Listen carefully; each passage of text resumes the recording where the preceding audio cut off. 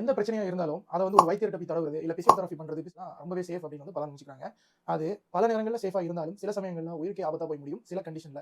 First of all acute disc bulge. இப்ப disc bulge வந்துச்சுன்னா, அதுவும் போய் மசாஜ் பண்ணிக்கணும், இல்ல பிசியோதெரபி பண்ணிக்கணும் அப்படின்னு வந்து இல்ல பண்ணலாமா அப்படின்னு வீட்ல யோசனை பண்றவங்களும் கேட்பாங்க. பொதுவா டிஸ்க் பல்ஜ் ஏற்படுற நேரத்துல அந்த டிஸ்க் வந்து அதுக்கு உள்ளாடி போயிட்டு இருக்கிற நெர்வ வந்து கம்ப்ரஸ் பண்ணும். அதனால அந்த நெர்வ அழுத்தப்பட்டு தான் அந்த டிஸ்க் பல்ஜ்னால நமக்கு பெரும்பாலான நேரத்துல கை கால் மரத்து போறது, பல அது சம்பந்தமான நெர்வஸ் சிம்டம்ஸ் வந்து உருவாகும். இந்த நேரத்துல போய் பிசியோதெரபி இல்ல உடற்பயிற்சி பண்ணிக்கும் போது அந்த பிரச்சனை இன்னும் அதிகமாகும். இந்த பிசியோதெரபி உடற்பயிற்சியை பண்ணாம இருக்கிறது நல்லது. இன்னும் ஃப்ரெஷ் ஃப்ராக்சர். இப்போ சடனா வந்து ஒரு ஃப்ராக்சர் ஏற்படுது, ஒண்ணும் இல்ல அப்படின்னு சொல்லிட்டு தடவி கொடுக்குறவங்க இருப்பாங்க. அதை கொண்டு வைத்தியர்ட்ட போய் எக்ஸ்ரே கூட எடுக்காம தடவுறவங்க இன்னும் தான் இருந்துகிட்டு தான் இருக்காங்க. ஸோ இது என்ன ஆகுது அப்படின்னா, ஸோ டிஸ்லோகேட்டட் ஃப்ராக்சரா இருக்கலாம். ஒரு இடத்துல இருந்து இன்னொரு இடத்துல வந்து அந்த போனோட ஒரு பீஸ் உடைஞ்சு போய் இன்னொரு இடத்துல இருக்கும். ஸோ சில நேரங்கள்ல வந்து போன் பொட்டி அது நமக்கு கண்ணுக்கு தெரியாத அளவுக்கு இருக்கும். ஏன்னா ஒரு இடத்துக்குள்ள ஒரு கை இந்த ஏரியா எடுத்துக்கிட்டோம்னா இதுக்குள்ள 2 போன் இருக்கும். ஸோ அதுல ஒரு போன் பொட்டி இருந்து இன்னொரு போன் ஸ்ட்ராங்கா இருக்கும்போது கை ஃப்ராக்சர் இல்லாத மாதிரி தான் இருக்கும். நமக்கு பெயின் மட்டும் தான் தெரியும். ஸோ நம்ம தெளிவா ஒரு ஃப்ரெஷ்ஷான ஃப்ராக்சர் ஏற்பட்டா நிச்சயமா எக்ஸ்ரே எடுத்து அதுக்கு ஏற்றபடியான சிகிச்சை நம்ம செல்லாம அப்படி தடவி ஒண்ணும் இல்லைன்னு விட்டோம்னா, ஸோ அந்த இப்போ ஒரு பீஸ் உடைஞ்சிருக்கு அப்படின்னா அது இன்னொரு இடத்துல போய் அப்படியே ஒட்டிக்கும். அதே இடத்துல நம்ம தடவி விட்டோம்னா அதே இடத்துல இருந்து ஜாம் ஆயிக்கும். ஸோ அதே இடத்துல அந்த போன் வந்து ஒரு கொலாப்ஸ் மாதிரி ஏற்பட்டு அதே இடத்துல இருந்து ஹீல் ஆயிரும். ஸோ அது ரொம்ப அசௌகரியத்தையும் ரொம்ப பெயின்ஃபுல்லான கண்டிஷன்ஸையும் உருவாக்கும்.